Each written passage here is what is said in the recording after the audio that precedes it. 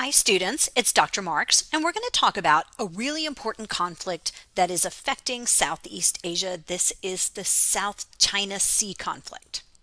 Now, my goal for this presentation is to discuss this really important conflict. We're not going to do it justice. We're just going to talk about the most important points.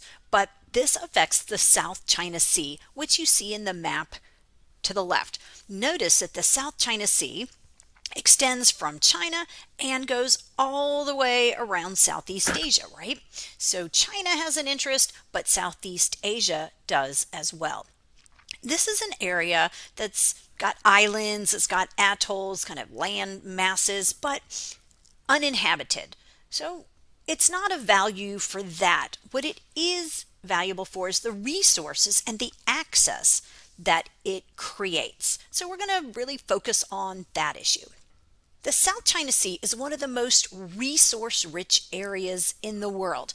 It has very valuable fisheries, but it's also got oil reserves, it's got natural gas reserves, but it's an important trade route, as you can imagine.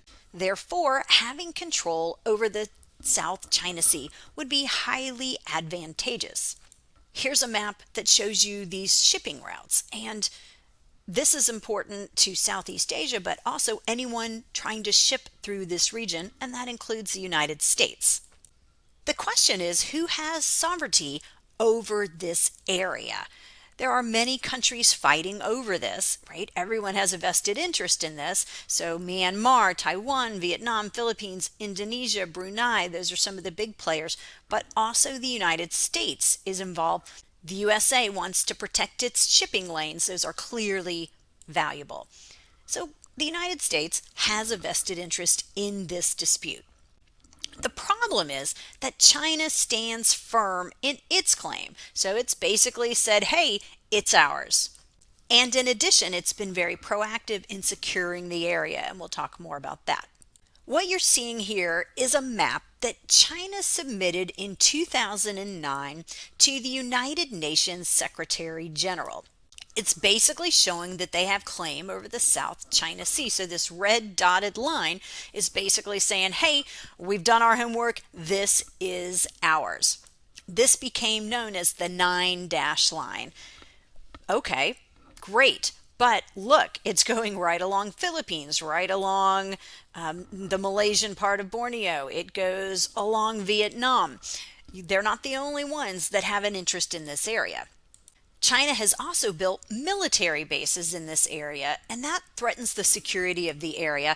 That, of course, is of great concern, and you're seeing one of these here. So remember, there are these uninhabited islands, there are these land masses called atolls, and maybe some have also been constructed, but these are areas that China can just move into and build military bases, which they have. China's behavior appears to violate the law, and this is a law that China has signed on to. So it's not that they're saying, hey, we didn't agree to any of this. They did. What is that law? It's the United Nations Convention on the Law of the Sea. And this United Nations Convention on the Law of the Sea says that a country's sovereignty extends for 200 nautical miles.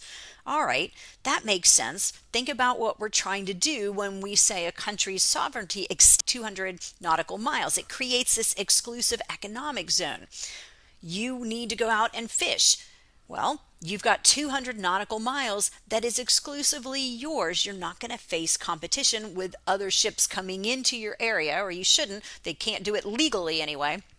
And therefore, it protects food security, for example.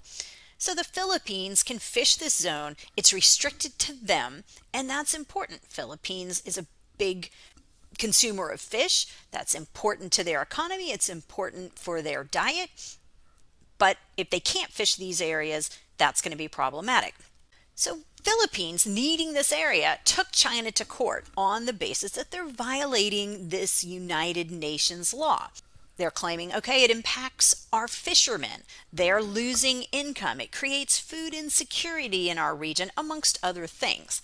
They go to international court, The Hague, and in international court, it's ruled in favor of the Philippines. Great. Okay. Are we done? Does China just back off? Of course not.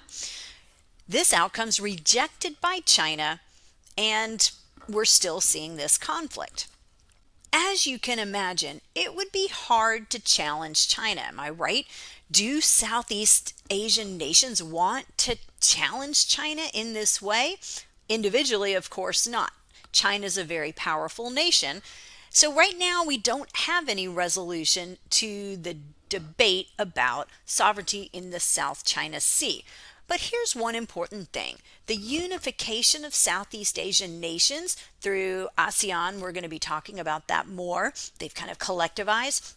That might help in this situation because it at least allows them to have a more united front, right? Individually, what is little bitty Laos going to do to go up against China? What's little bitty, Malaysia going to do to go up against China? But together, it's a more powerful organization. One thing that's of great concern is the threat of war, right? This is a resource that is highly valuable. And so conflict could lead potentially to war in the South China Sea. Is this a possibility? It might be. You hear about that in the news. So anything that we can do to try to resolve this and eliminate the threat of war in the South China Sea would be a good thing. For now, just understand that this is a major conflict without a resolution as I record this, and it affects Southeast Asia.